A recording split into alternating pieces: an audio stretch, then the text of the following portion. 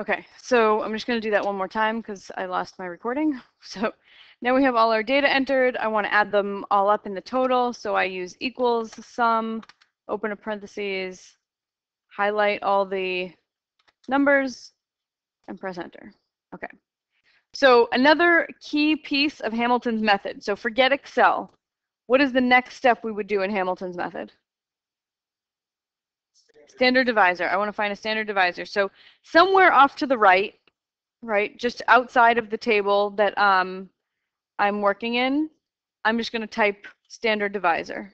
So in my example on the paper, I put it in H3. So that's where I'm going to put it. Standard divisor.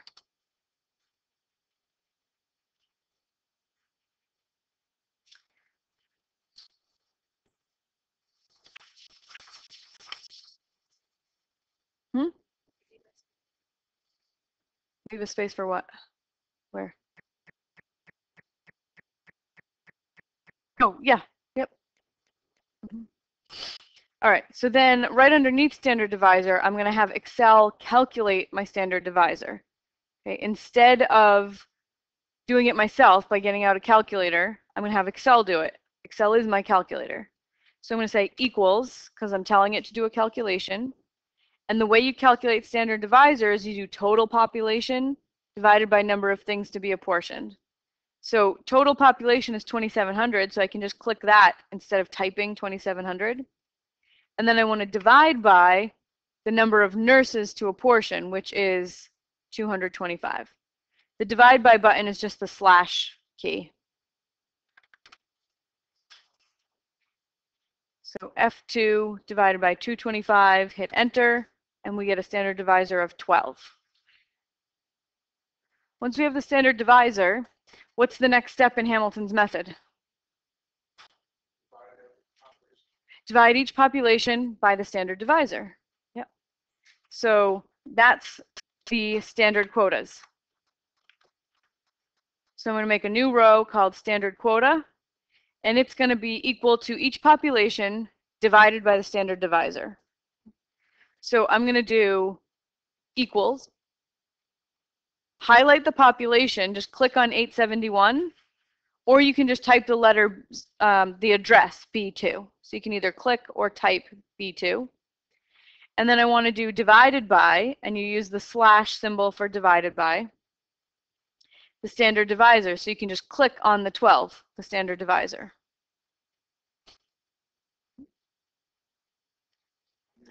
Hit enter, and we get 73. And that actually is rounded. And if I make my cell a little bit bigger, you can see more decimal places.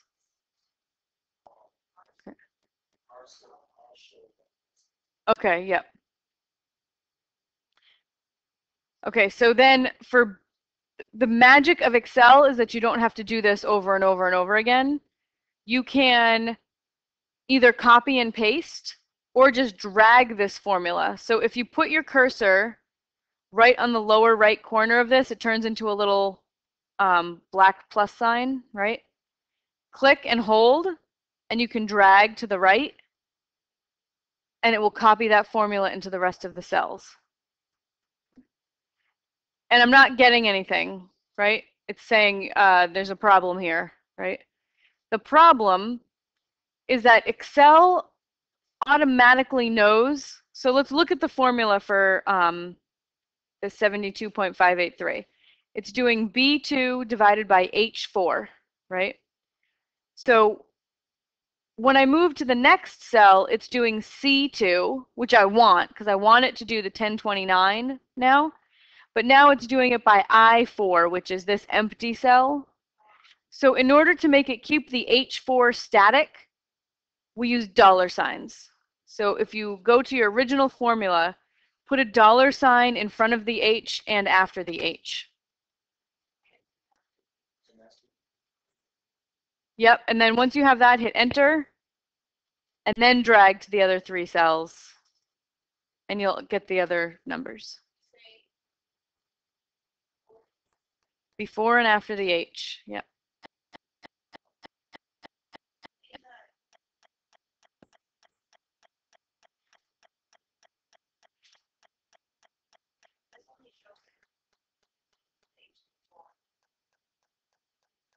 In my, yes, but I want you to do it in both places. Yeah. Yeah, in my screenshot, I put it in just after the H, put it in both places.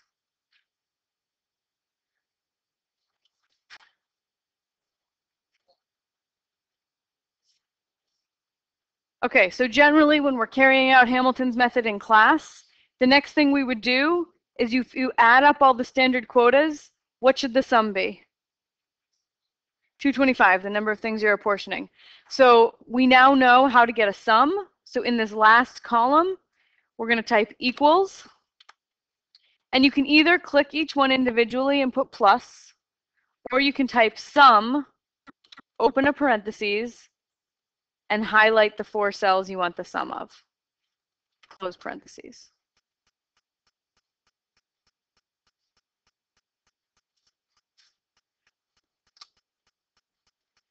Okay, what's my typical next step when we're doing this in class and we're doing Hamilton's method?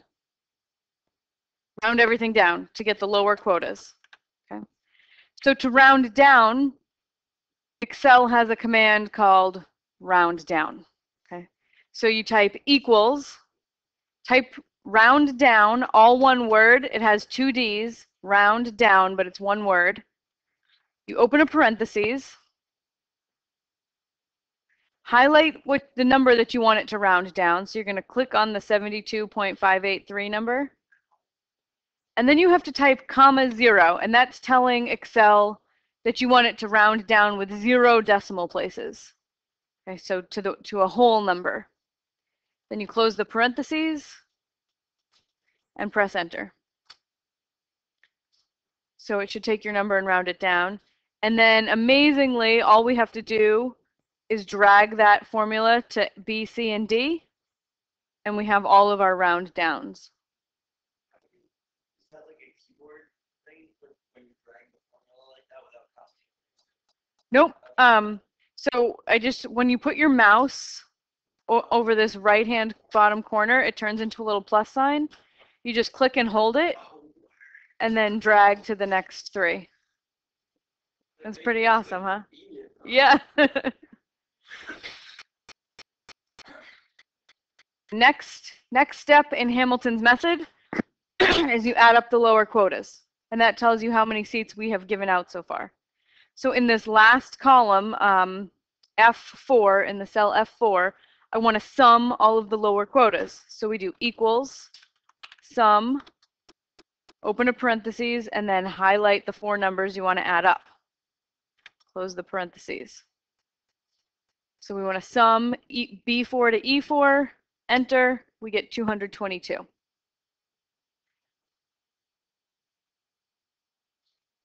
All right, so we've only given out 222 seats. We have 3 left to give out. Okay, so we still have 3 seats to give out. So how do we normally decide who gets those seats? The largest decimal. So I'm going to add a row that is the decimal part, right? And we call that the residues. Okay, so the way we could get just the decimal part, I want just the 0.583 here, is I could subtract 72.583 minus 72. Right? If I subtract the lower quota from the standard quota, I'll just get the decimal piece. So I'm going to hit equals, click the 72.583, then minus the 72. So B3 minus B4, and click enter, and we'll have just the decimal part left. And we're just going to drag that into the next 3 cells.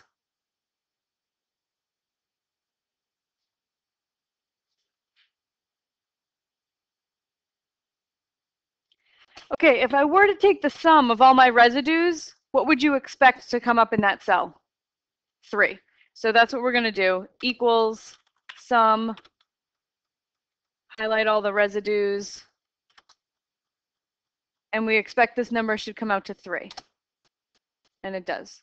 So this cell is the number of seats I have yet to give out. Right?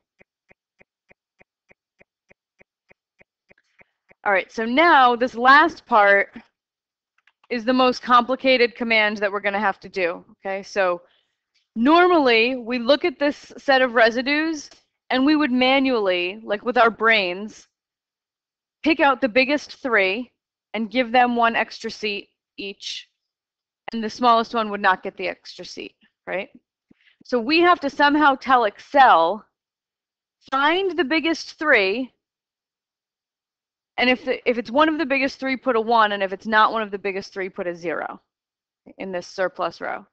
So I'm going to use an if statement. So Excel has this cool feature where you can write if, and then you give it something to test, right? Some kind of statement that it checks whether or not it's true. And if it's true, it gives you one response, and if it's false, it gives you another. So we're going to type equals if and open a parentheses. And then another nice little thing about Excel is once you open up a command, it gives you the formatting you have to enter to use that command in a little box here. So my logical test is going to be if my residue is bigger than or equal to the third largest residue, right? Then we put a 1. So if this residue, B5, is bigger than or equal to, so you put a greater than sign and then an equal sign. If it's bigger than or equal to the third largest number in the list of residues. So the way I have it find the third largest number is with the command large. So I type large, open another parentheses. And if you had more than 4 things, you put -1, right? No, or it would be however many seats you have left to give out. If you had 2 seats left over, I would find the 2 largest, right? So I want to find the third largest number in this cell. So I highlight all 4 in my list.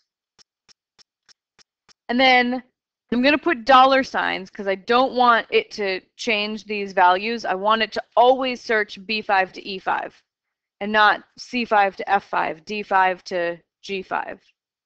So I'm going to put dollar signs around my B and around my E. I'm sorry, one more. So B5 is the 0.5833 and E5 is 0.833. So I want it to always search for the third largest number in this list. In the residue column. In the residue row. It's a row here. Right, yeah. And I want it to always search these 4 cells. If I don't put dollar signs, it's going to start moving that list of 4 cells to the right. So I put dollar signs, and then I have to put comma 3 because I want it to find the third largest, not the very largest, the third largest. Then I have to close the parentheses on the large command, and I have my if statement. It says if B5 is bigger than or equal to the third largest number in the residue row. Then, if that's true, we want it to type a 1, and if it's false, a 0. So this is the final command. If B5 is bigger than or equal to the third largest number of the residues, give me a 1. Otherwise, give me a 0.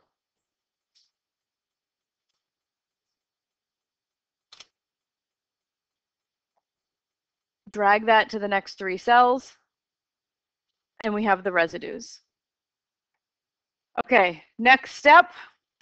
If I did this right, I should have 3 surplus seats that I've given out. So I should, just as a double check, I'm going to find the sum of my surplus row, and it should add up to 3. And you can do this in your head, but when you're doing it with 50 states, it's a good idea to check, right? So you add up the surplus and you get 3, we're good. So we've given out 222 with the lower quotas plus 3 surplus, so we're in good shape. And then my last row is the final apportionment, which we get by taking the lower quota plus any surplus that shift earned. So we do equals, click the 72, because that's the lower quota, add the surplus, and hit enter. So this does B4 plus B6. And then when I click and drag to the next 3 cells, it's going to take the lower quota plus the surplus and give you the final. And as a double check, we should take the sum of this final apportionment and make sure that it's what? 225. Good. And it is.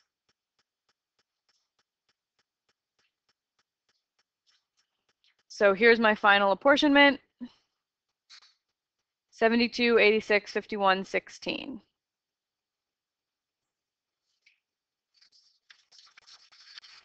All right, so that takes us through Hamilton's method. You don't need to learn any new Excel commands to do Jefferson's method. To do Adam's method, the only new command you need is round up. Instead of round down, you use the command round up. And for Webster's method, you use the command round, which just does standard rounding. So round down, round up, and round are your 3 rounding commands. And Huntington Hill has like one new command, which is square root. And I wrote how to do it in the paper. So for the remainder of class, I want you to work through this example using the other 4 methods. And I'll come around and help you. Square root, it's SQRT, is the only new command you'll need.